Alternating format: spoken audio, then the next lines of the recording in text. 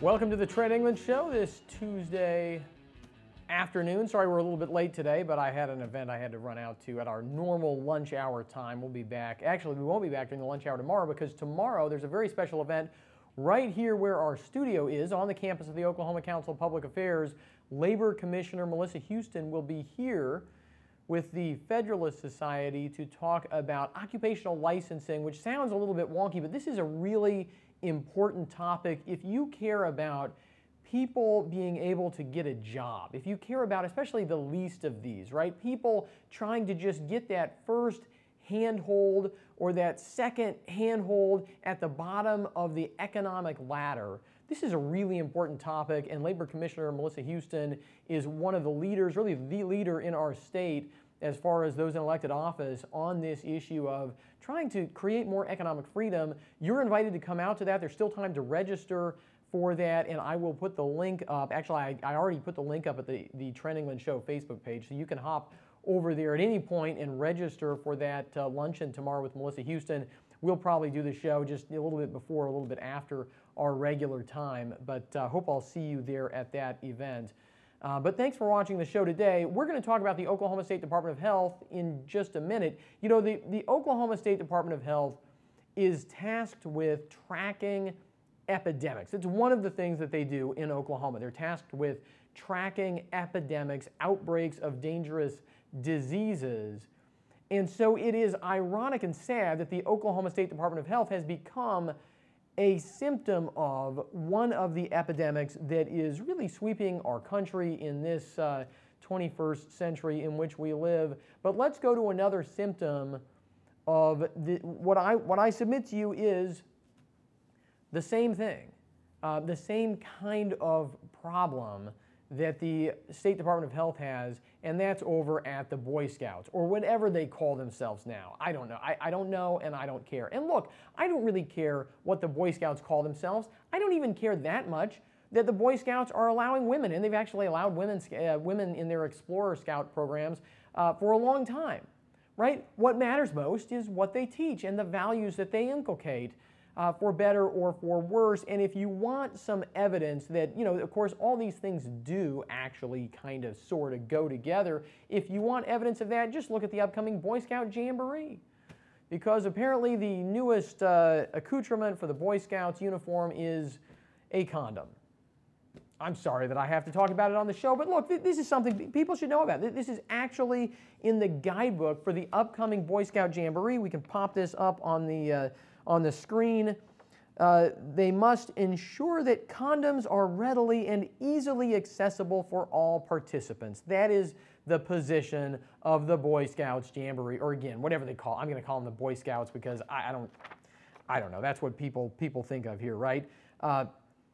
They must ensure that condoms are readily and easily accessible for all participants. And you know what people who defend this sort of thing always say is, well, you can't stop young people. You know, young people are like animals. They're slaves to their passions, and there's nothing you can do to get them to live up to any kind of standard of virtue. So you better just accept the fact that young people are just like animals, and they're going to behave like animals, and that's all there is to it. So you better just make the best of it and, you know, give them whatever you think that they need. But look, one paragraph above this, in the same manual for the Boy Scout Jamboree, you know what it says?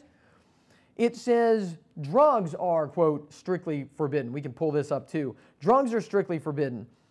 Using volatile solvents, that means huffing paint, is strictly forbidden. Alcohol shall not be permitted, and tobacco products shall be strongly discouraged and confined to specific areas, right?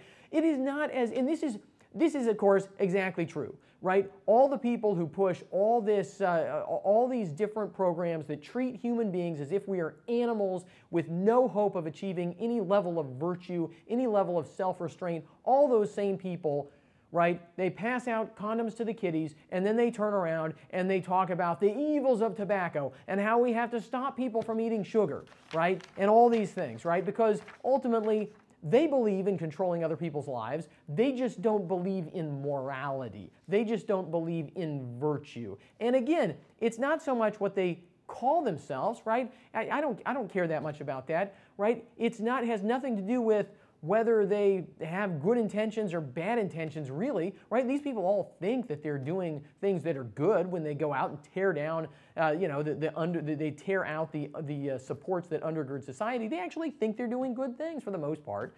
There are, I suppose, some bad people out there, but look, this is a symptom of the epidemic that we have in society, and so is the Oklahoma State Department of Health. Now, we've talked about the structural problems that made possible what happened to the Oklahoma State Department of Health, and I want to run through those again. And I've got a couple of pieces of the grand jury report that we can pull up in just a minute here, but I want to get to the bigger point, right? Which is that I say this with some trepidation because I'm saying it in a way that is pointed and maybe going to offend some people out there. But too many conservatives think that morality has to do with sex.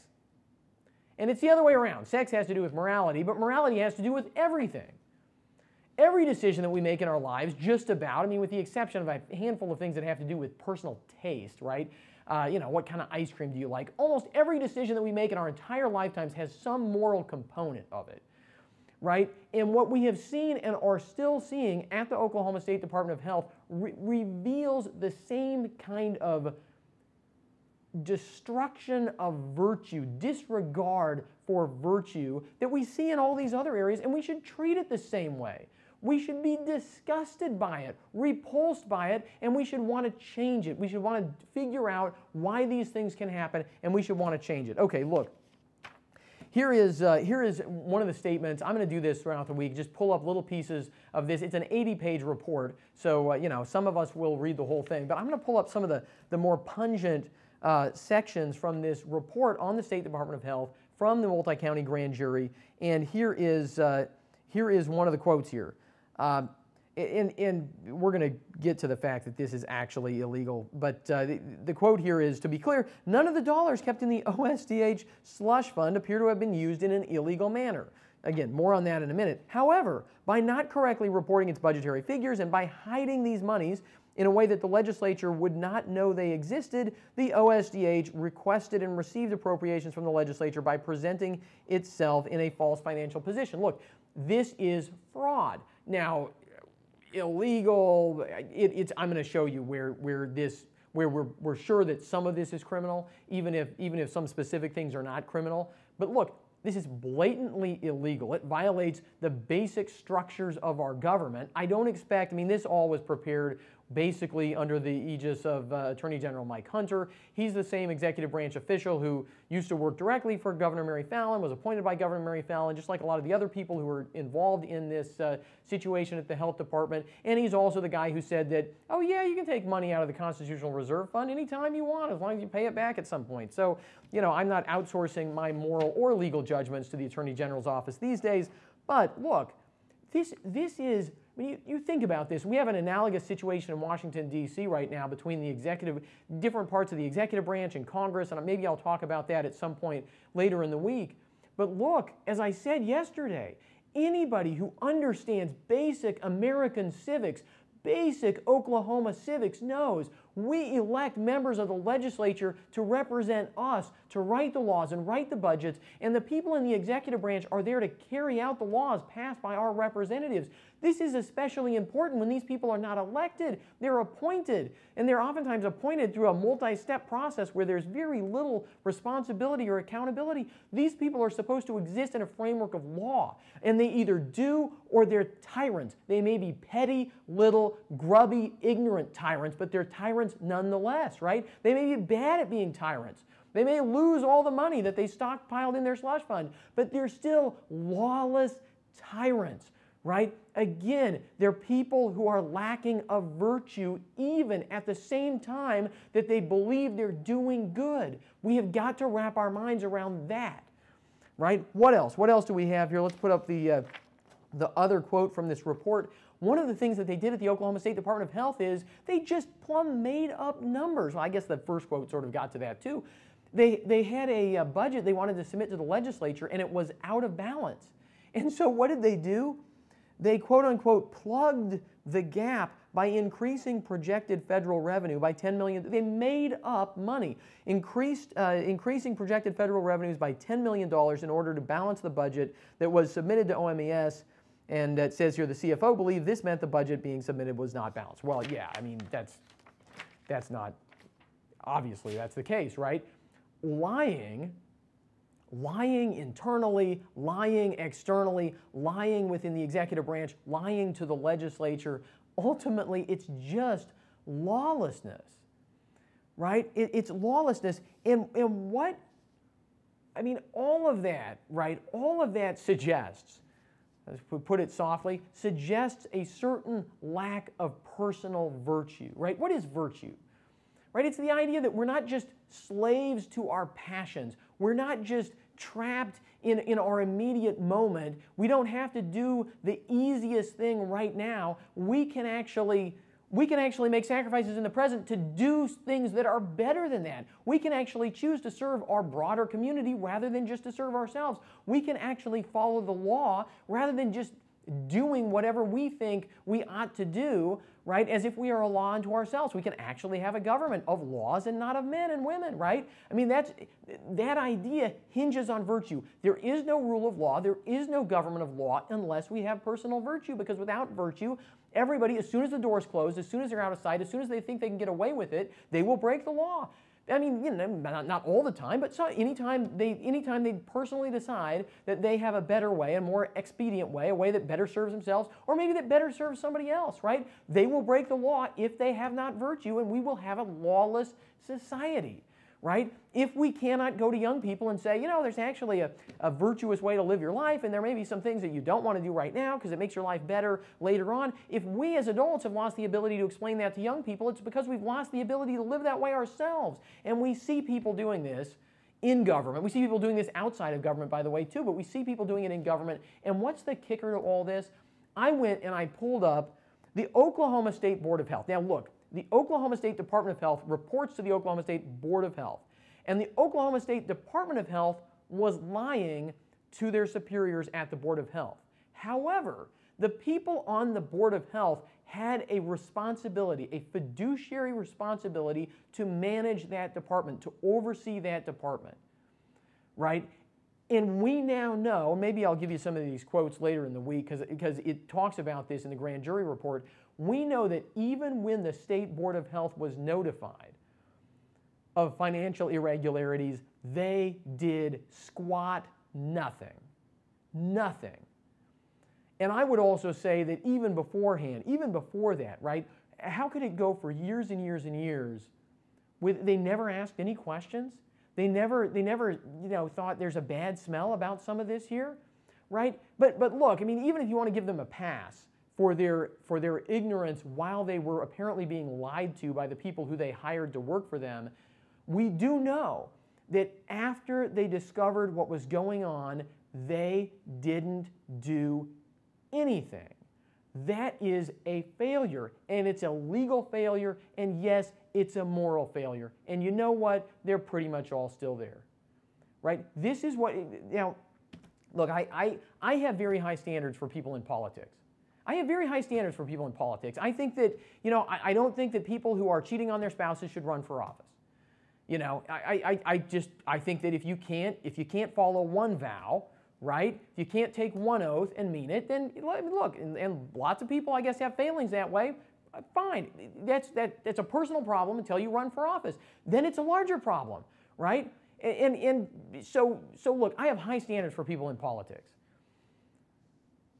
and people in government, and that extends to this, right? Even if it's not fair, sometimes the only right thing to do is to step away, is to resign, is to admit, you know what, I made a mistake, or I'm part of a group of people, we made a mistake, we didn't do all the things that we could have done, should have done, we didn't actually fulfill our fiduciary duty, even though I had the best of intentions. Sometimes the right thing to do is to step down. And I will just tell you, I am somewhat shocked and totally outraged that every member of the Oklahoma State Board of Health has not resigned. Right? Every member who was there last fall when all this was coming out, every member who found out what was going on and didn't do anything about it, I mean, it is appalling, right? It's the final symbol of the breakdown at that department. And we can pull up the list of people. I'll tell you who was there, who's been there for, I looked, who's been there for at least a year. We can pull up that website there. Martha Berger, she's been there through the whole investigation. And scrolling down, Robert Stewart, he's been there. He's the secretary treasurer. He's the treasurer, right, of the Oklahoma State Board of Health. And he was there through all this. Jenny Alexopoulos, she was there. Terry Gerald, he was there. Charles Grimm, he was there. Murali Krishna, he was there. Timothy Starkey, he was there, right? Almost all of the members of the Board of Health, they were all there while all this was going on, and they're still there. The grand jury report says they found out, it says they reacted with shock and then they didn't do anything. That's what the grand jury report says. And look, if they want to come forward and defend themselves, if they want to come forward and explain what they did and that they tried really hard to fulfill their fiduciary duty, there's no evidence that they did that, by the way. But if they want to contact the show and explain to me why they should still be in a position of public trust after at least months, if not years, of failure, right? Their job was to oversee the Oklahoma State Department of Health, make sure that it was honest, make sure that people were following the law, hire and oversee the top officials there, and the top officials there were the problem there. And because of their failures, 198 people lost their jobs. Because of their failures, the legislature had to allocate $30 million to the Oklahoma State Department of Health that the agencies never even spent, even though they said if they didn't get it, they wouldn't be able to pay their bills. They haven't even spent that money, right? That was money that could have gone to Oklahomans who actually have real needs, right? Bad government is not a victimless crime. So that's our update for today. That's our story for today on the Oklahoma State Department of Health and, unfortunately, the Boy Scouts or whoever they are these days. I'm Trent England. Thanks for watching the show. We're going to keep unpacking this story as we go through the week. We're going to keep giving you details that not everybody else gives you and giving you the moral context of all of this that nobody else seems to want to talk about. I think it's the most important thing. If you agree with me, well, make sure that you like the Trent England Show on Facebook and OCPA on Facebook, and follow me on Twitter at Trent England. Remember, you can find us on Stitcher and SoundCloud if you want the podcast. Also, we're on iTunes. So if you got an iPhone, right, make sure that you go to iTunes and subscribe to the Trent England Show. It's really easy to find there. You just type in Trent England Show. We're also on Google Play for those of us who have Android, and the whole show archive is at ocpathink.org. Thanks for watching.